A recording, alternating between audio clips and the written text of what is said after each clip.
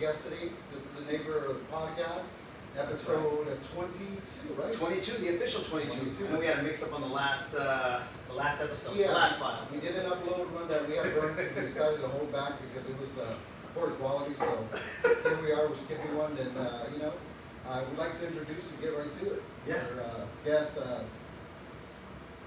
Tom McOsker. Tom McOsker, candidate for City Council, right? District 15. Candidate for City Council, City of Los Angeles, City Yeah. Council District 15, Wilmington, San Pedro, Harbor City, Harbor Gateway, and Watts. Yeah. Wow. It's a big area. Well, It's a very big area, yeah. It is 260,000 people, 13 miles long. wow. It is a beautiful, diverse district. It is long and narrow at the middle with the harbor area at the bottom, and at the top is Watts. Wow. Well, we're honored to have you here. This is a big deal for us. Absolutely. You're obviously on your way to the November elections, right? Right. So I've been a candidate in this race for about 15, 16 months. And we had the June primary. We finished first in the June primary. Nice. Yeah. And then we head to the runoff in November. It's November 8th in Los Angeles. Wow. Yeah. Nice. We can't wait. Well, I understand you grew up in San Pedro, right? You grew up in Right. San Pedro, and your family, your dad was a firefighter for what, 30 years or so? Yeah, he was a firefighter for nearly 30 years. So I grew up in the harbor. I grew up in San Pedro. My family came to the harbor area for a lot of the same reasons many of our families came. My dad's dad came because he worked in the federal prison system, and they opened Terminal Island Prison. And so he was a mechanical engineer, so he worked the boilers at Terminal Island. And as a kid, Wow. I can remember taking the ferry over to Terminal Island to go to work with him some days. Well, Wow. you said you guys came here. Where'd you guys come from originally? So he came from the Midwest. Okay. He was in the prison system, and so they had moved him to Illinois. And in the middle of the winter one year, he was just looking at the bulletin board. He had two young kids. My dad wasn't born yet. And he saw that they were opening a prison in this exotic place called Terminal Island, California. And so, Yeah. sight unseen, Right. he said, "I'm signing up. I want to be part of that team." And so they came out. They bought a place on North Leland in San Pedro, right around the corner from where I live now. And then my dad was the first child born there, Wow. and so he was born and raised right around the corner from where I am. On my mom's side, they actually came from Boston, classic Irish Catholic Boston folks. My grandma was a single mom, and they were having a rough time. She had two kids. The youngest was my mom. And her brothers, when they got out of the war, World War II, they became longshoremen in San Pedro. Wow. And she wasn't really sure what that was all about, except they were doing well. They owned a house. And so she, whatever you did back then, wrote a letter or teletyped, or What year would have this have been? this would have been the mid-30s. Mid-30s. Wow. Yeah. And so, When they were still using the hooks. yeah, still using hooks. Oh, I have their old Really? hooks. No Yeah, way. yeah, I have their Wow. old hooks. And so she called out to her brothers and said, "Hey, help a sister out." Right. And so my mom and my uncle and my grandma lived in a garage behind their house. And so they, the sort of the ethic of the family, the story of the family is that the harbor area and these opportunities in the harbor area has really turned our family around. Wow. Beautiful. But I do have those hooks. Yeah, They that's should roll it awesome. Yeah, that's awesome. That's old school there. Yeah. So, I just want to get into a little bit of your childhood. What school did you go to? Elementary. Sure. So my mom and dad wanted us all. We were 6 kids in the family. We all went to Catholic school, Okay. and so I went to Holy Trinity in San Pedro. And when my brothers and I have 2 older brothers and 3 younger siblings. And as we were heading towards high school, Mary Star was the Catholic school in the area, and it was all female. And it was just converting over, and had not yet fully converted. And so, boys being boys, we wanted to go to, Of course. we wanted to go to a different school, so we went to Bishop Montgomery in Torrance. Very Yeah. familiar. Yeah. That's cool. Yeah. And then so what was it like growing up? I mean, in that era, were you involved in politics already at that time, or what Well, were you? yes and no, sort of. That's a really great question. Yeah. So my dad, we said, my dad was an LA City firefighter, Yeah. right? And he went his entire career, nearly 30 years. He went off disabled. He had a couple of injuries on the job. But during his whole career, he was a regular firefighter. And he was very proud to be a regular firefighter. And he was in a group of men, because they were all men, unfortunately, in the bad old days, a group of men that formed the union that exists today. Years ago, in the 60s and the 50s and the 60s, and even up to the early 70s, there were a lot of restrictions on public employees, especially police and fire, being in unions. And so there was actually there was a case law that allowed them to form unions. And so my dad and a bunch of other folks were in that first group that formed the United Firefighters Union. Wow. The point being, that was a big part of our family upbringing. It was about union, politics, and work rights. And then also the firefighters, it was very important to the firefighters to campaign for the right council members and the right mayors and the right work rules.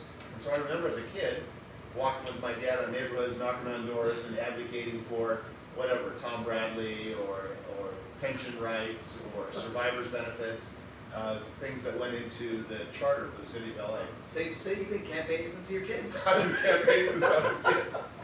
And my two older brothers, actually, they became firefighters just like our father. Pat and Mike, right? Pat and Mike. Wow, very good for you. So Mike was the political director of that union, Okay. and Pat was the president of that union.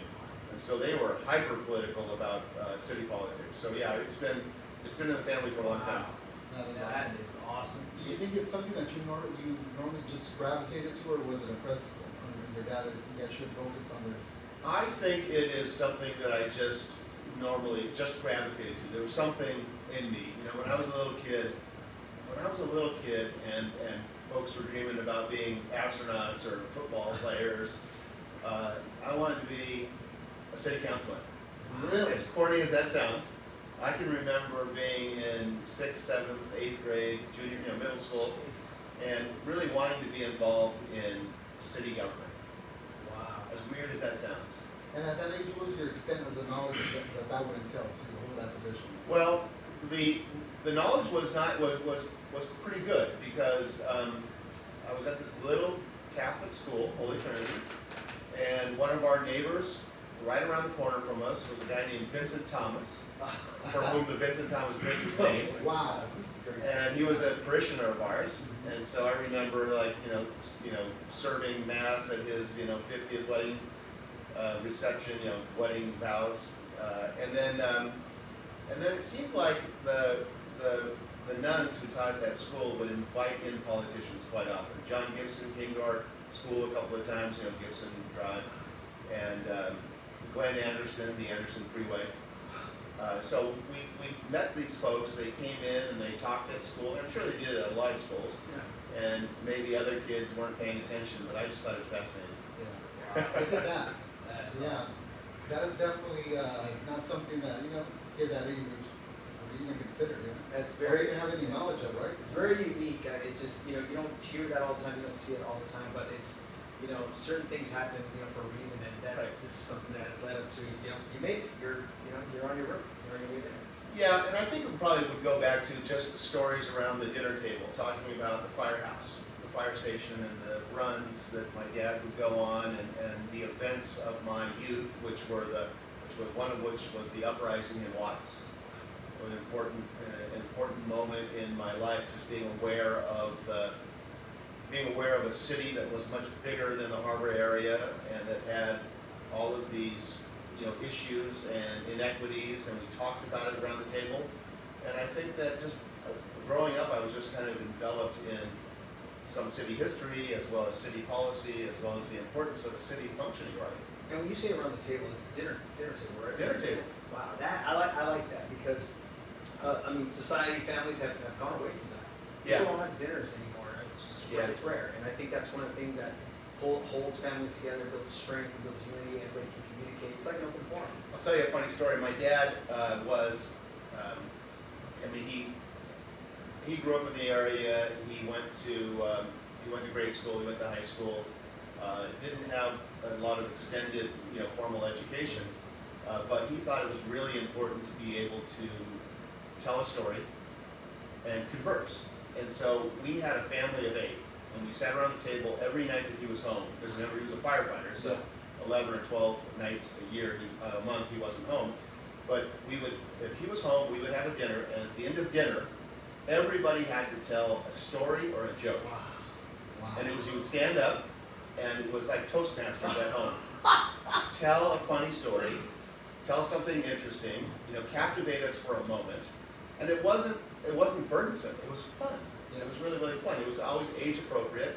You'd have the 3-year-old, stand up on in his little chair, with his diaper sagging down, and he would say something that was not just inane. And then you'd have the 13-year-old who would actually try to tell a funny story. But just the intent of your dad to even entertain that at such a young age, it's something that's, honestly, that's a different type of dinner table than what I grew up with. Yeah. And maybe David will agree, But that's beautiful. It was nice. It was really, really nice. I really enjoyed that family time. Yeah, and it helps a lot of things. It helps with public speaking, standing in front of people, or not being shy. You break past that, doing these things that you're doing at the dinner table. I think it's great. It's like a forgotten thing people just don't do. So is it pretty safe to say that you had an excellent childhood? I think I had an excellent childhood. Yeah. I'm very grateful for the family that I was raised with. My parents, God bless them, are still alive. In fact, just before this, I ran over to their house. I was walking precincts, and I knocked off walking precincts, and I hadn't seen my mom and dad for a couple of days. So I ran by the house and visited with them, and they're both still alive, and they're living on their own. They have some care for themselves during the day. But yeah, I'm very grateful that we had an excellent childhood. It's a blessing. That's a blessing. You're a dinosaur. I suppose so. You're a unicorn. It's like a mythical creature. Like, okay, somebody still have a solid foundation as a family. That's beautiful. These things do exist. Yeah, they do exist.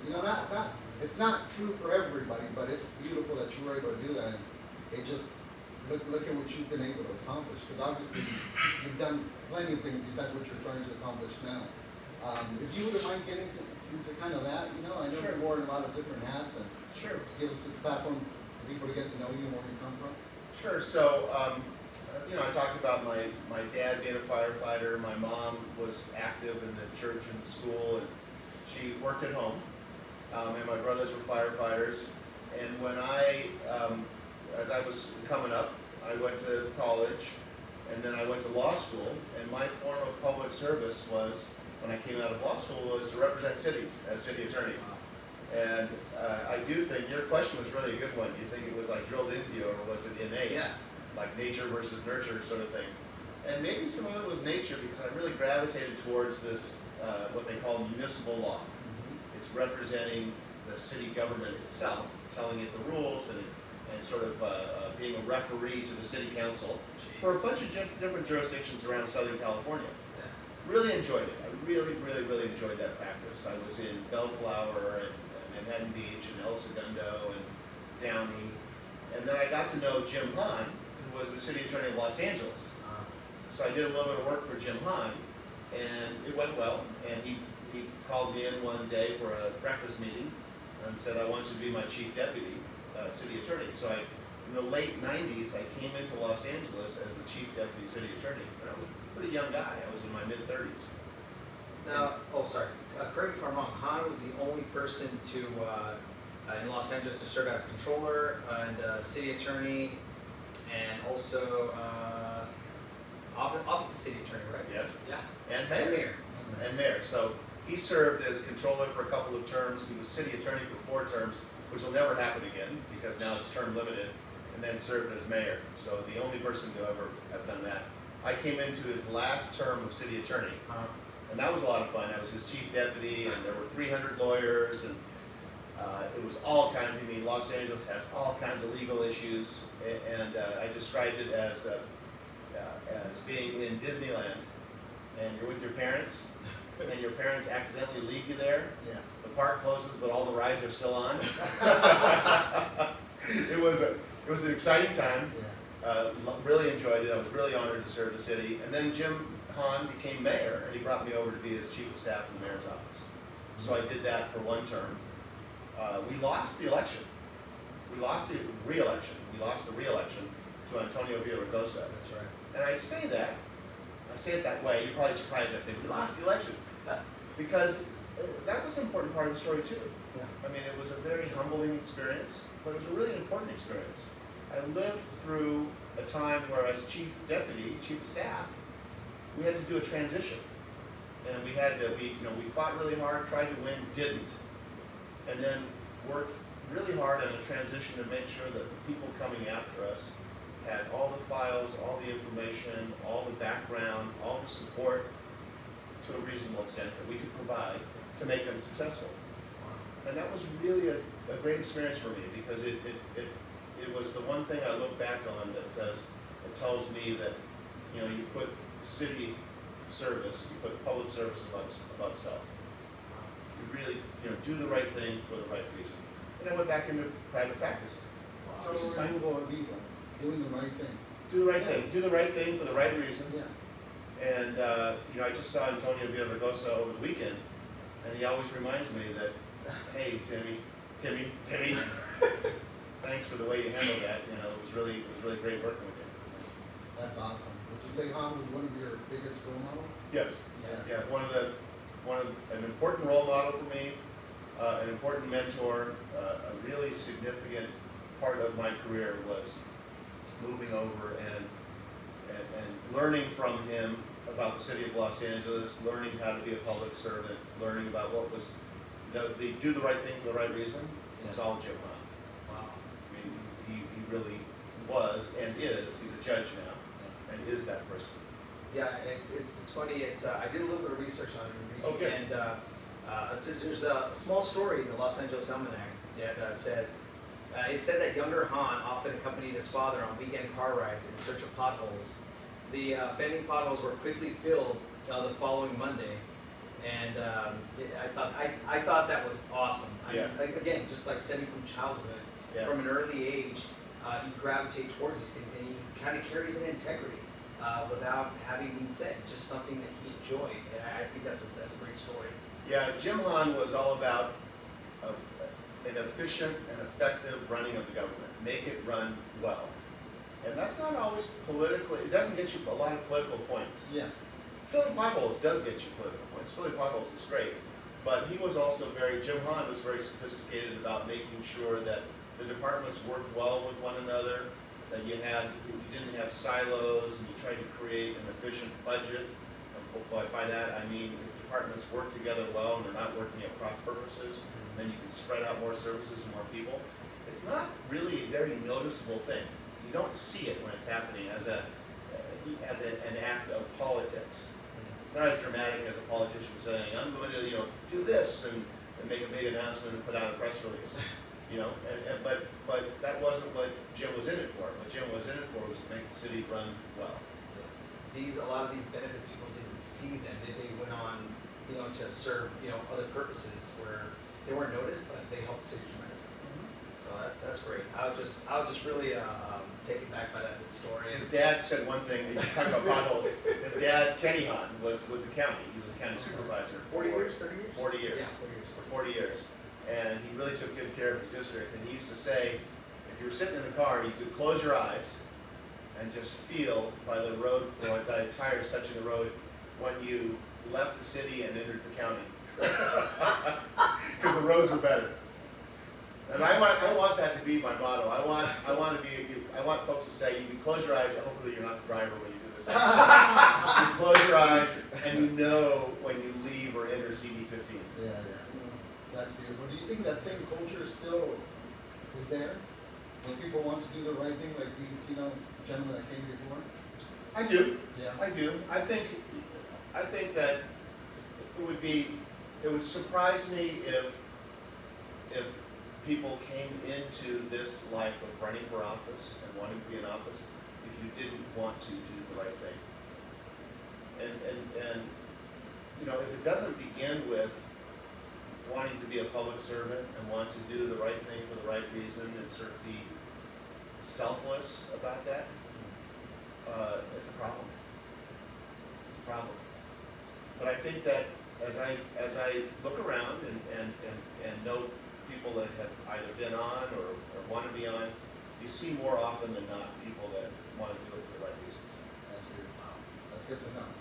That's good to know because you know a lot of times things are portrayed differently in the Right. media and stuff like that. So you know it leaves that it flavors it different for Right. something that just viewing it from the media and not really there to see and analyze it. And cynicism can be healthy. Right. It's I shouldn't say cynicism, skepticism. Skepticism. Being skeptical of government and how it's functioning and whether it's serving us, being skeptical of people's motivations is probably a healthy thing. But I think it's also important to look at people with real eyes and look and try to get to know them and try to find out, whether or not that skepticism is justified or not. And I will say, correcting myself from a moment ago, being cynical is not healthy. I mean, skeptical, a healthy skepticism, but really get to know. I would urge every voter, everyone involved in, tangentially involved in government and the government that's serving them, get to know the folks and what their motivations are, and make the appeal, and don't be shy to, put judgment on people, but give them a chance. Yeah. I'm so glad that Nick, our friend Nick Lafarga, put that meeting together a couple of weeks back. And I just thought that was impactful. Like, I've always been somebody to complain. And Nick is somebody that always reminds me, listen, if you're not going to do anything about it, don't complain. Because, what are you getting about complaining? Like, you need to show up, you need to get involved. Yeah. And it's like, he's barely getting me into the swing of things, but and it's not just me, it's a bunch of us, we sit there, we complain, but we don't participate. When we have our time to step up and do something, we fail every time. That was great. When Nick, I just got to know Nick through his family. I've known other members of his family, Right. and it was really nice of him to invite me to come over and go to Alcien and meet a bunch of guys, and that was a great meeting because I would call that a meeting where there was really healthy skepticism. Yeah. And I really enjoyed being in that kind of a conversation, that kind of a debate where someone says, hey, here's what I think, here's what I'm assuming about you, tell me why that's true or untrue. Yeah. But everyone in that room gave me a chance to talk. Yeah. I really appreciated it. And I think you addressed everybody's concerns, Yeah, I think everybody was confident, and felt happy, when you left. And it just, you walked in with a different air, you were open, you were approachable. It flavors things different for people. Yeah, I appreciate that. Yeah. I will say one thing that is probably the most important quality for someone to have if they're stepping into this type of a role, where you're walking into a room and asking people to support you in politics or in government or in this quest, the most important quality is humility. Be really, really, really humble.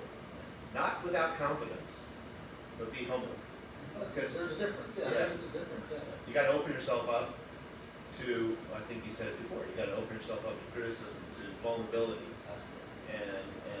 and you have to have the confidence to be able to do that. The humility to do it and the confidence to do it. I once had a friend that told me, hey Tim, you are very humble, and you have every reason to be. That's great. It's a great anecdote. That's awesome. Well, I think we went past education, school, and all that. But you did you play sports in high school? Just curious. I did, Yeah. I did. I played football, Okay. and I played, I ran track. I was a field guy. I did shot put. Played basketball. Really? Yeah, until the weightlifting program sort of took me out of my comfort zone of my shot. And I played a little bit of golf. Okay. A little bit of golf because we were playing at Chester, Washington course, and you can play for free, once a week if you're on the golf team. So I played a little bit of everything. And then in college, I played rugby. No way. Wow. Yeah. How old are you? 6'1", 6'2"? I'm just under 6'1". 6'1". Okay. Yeah, I think I put 6'1" on my driver's license. That was an ego moment, but. Have you ever been in a fight in high school? Yes. Yeah. Really? Tell me about that. Well, it was sometimes in that football world, Yeah.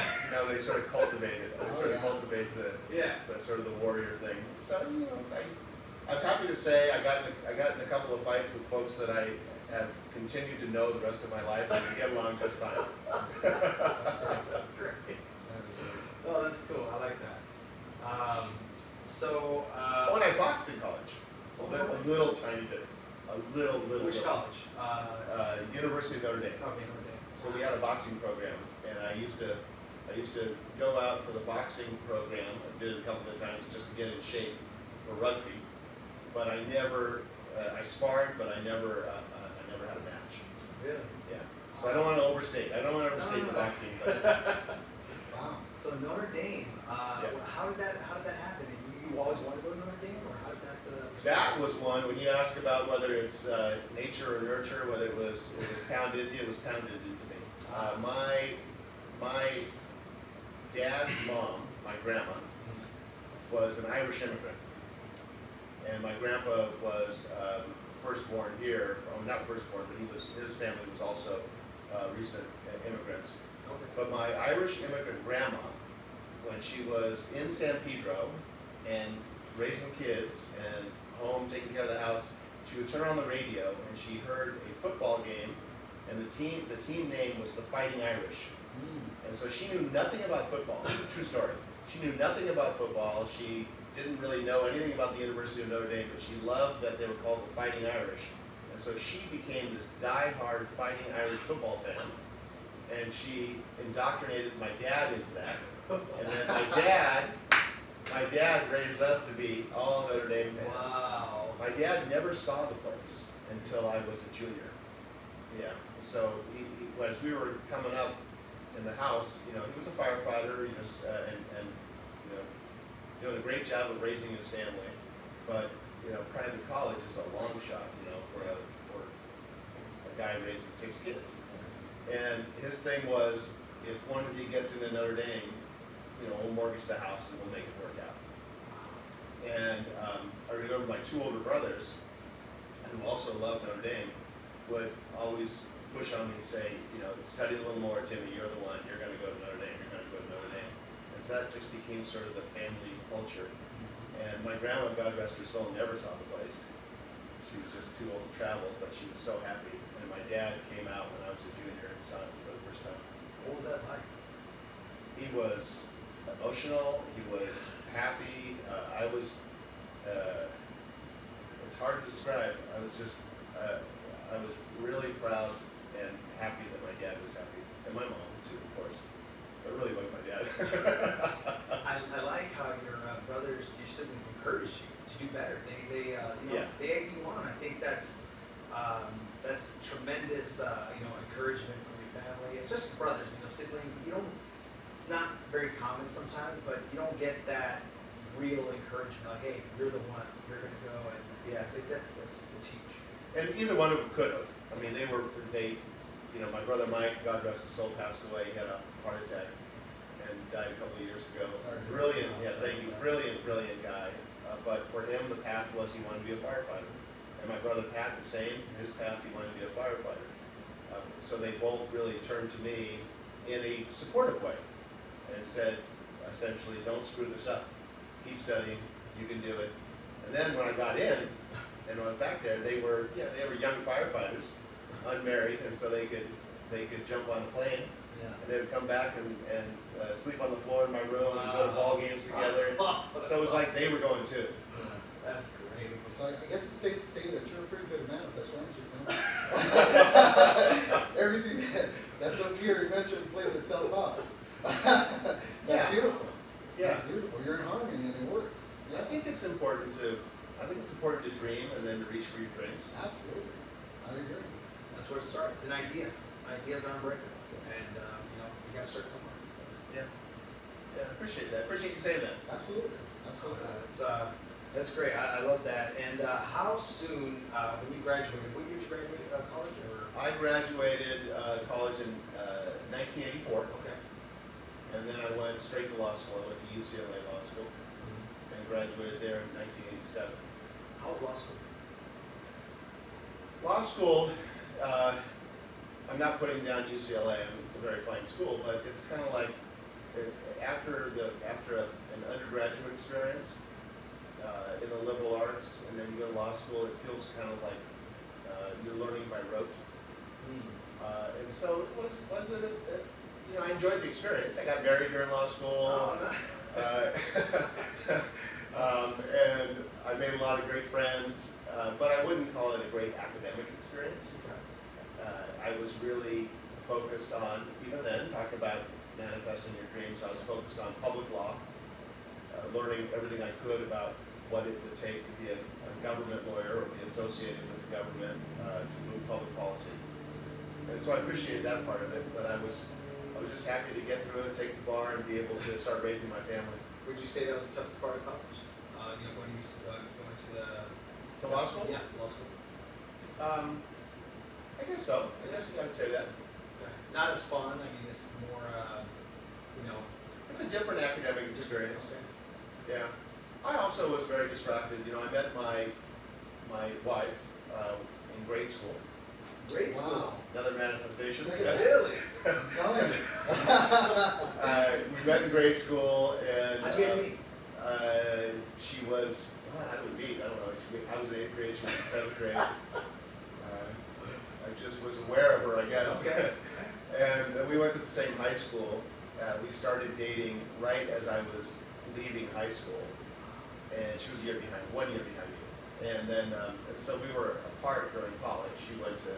She stayed in Southern California, went to UCLA, and I went to the Midwest.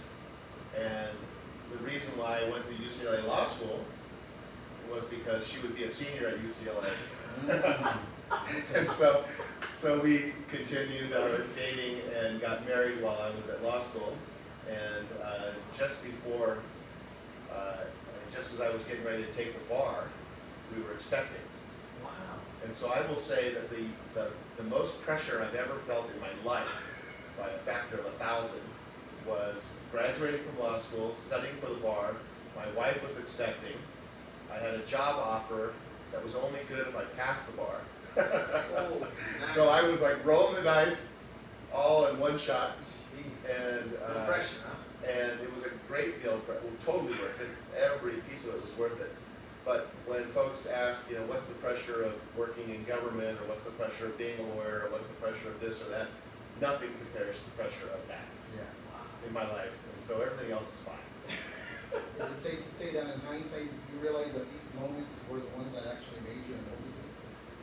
Yeah, When everything was up in limbo, and you know, it's like, Jesus, I hope this works, right? yeah. It's beautiful. It's a beautiful. I mean, me, I'm a cancer survivor. I told Sergio that Bless last you. time that I met him, and when I got cancer, it was leukemia, so cancer in the blood. Mm-hmm. It put so many things in perspective. Sure. So many things in perspective. Right. You know, and so sometimes these tragic moments that happen to us in our life, at the moment we don't understand that it's not happening to us, but for us, Mm-hmm. for the evolution of us. You know, because I don't think the universe is too concerned with us being happy. It's more concerned with us evolving Right. to our, to our potential. Right. So, you know, it's like, so you had a lot of stuff in there going. Everything seemed to work out. Right. Right. No, I agree with that completely. And I think what you're saying, I know what you're saying, is you take every one of those experiences and you look for the meaning, or you look for the lesson, or you look for how does it strengthen you? How does it let you get to the next step? Right. Even if it has no meaning. Yeah. Even if you can't find the meaning in it, right? Mm-hmm. Yeah, but you Thank know, you. everything always reveals itself in due time. Yeah. That's the thing. Mm-hmm. We're the ones that are always trying to rush the process. You Right. know? It's like you don't plant a seed and, you got fruit the next week. There's seasons. There's seasons of doubt. There's seasons of, success. There's seasons of not knowing exactly what's going to happen. You just got to enjoy every season. Right, when you say that, it makes me think, I hadn't thought of that story of my wife expecting and waiting for bar results and not knowing whether we'd have a job or being able to pay the rent the next Jeez. month. But that child that she was expecting at that time is my oldest daughter, who is now working on my campaign and has her own son, my grandchild. Yeah. And so everything in its time. Yeah. Everything. Everything falls into place somehow. It happens. That's Right. awesome. That's great. That's awesome.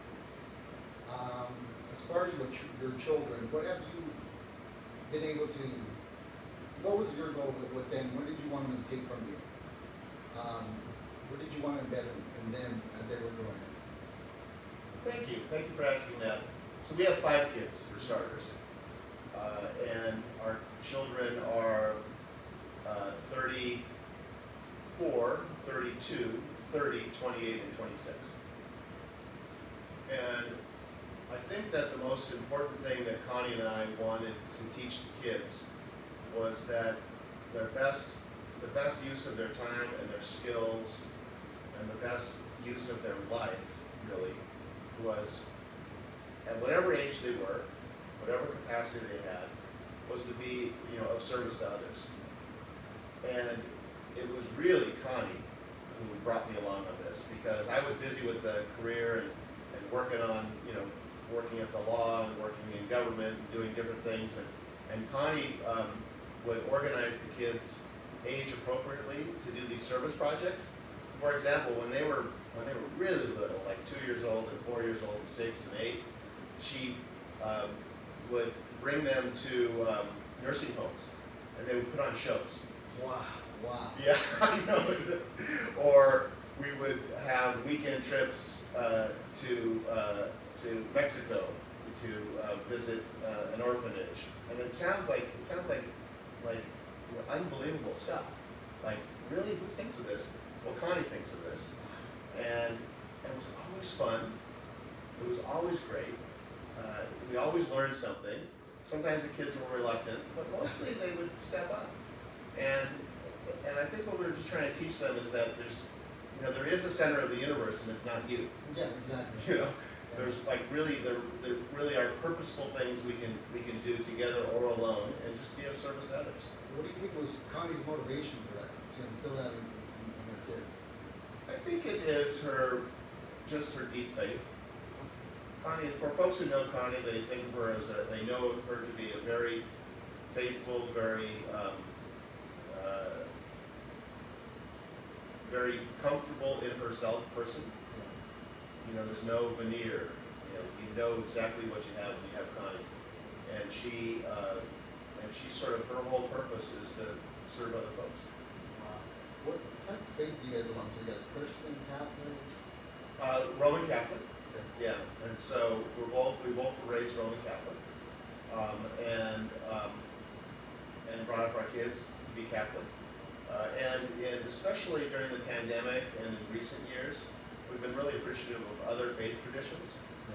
Yeah. When the pandemic occurred and it was hard to get to services, it was an opportunity for us to go online to follow the Catholic Mass, but also it became an opportunity for us to also go online and experience other faith traditions.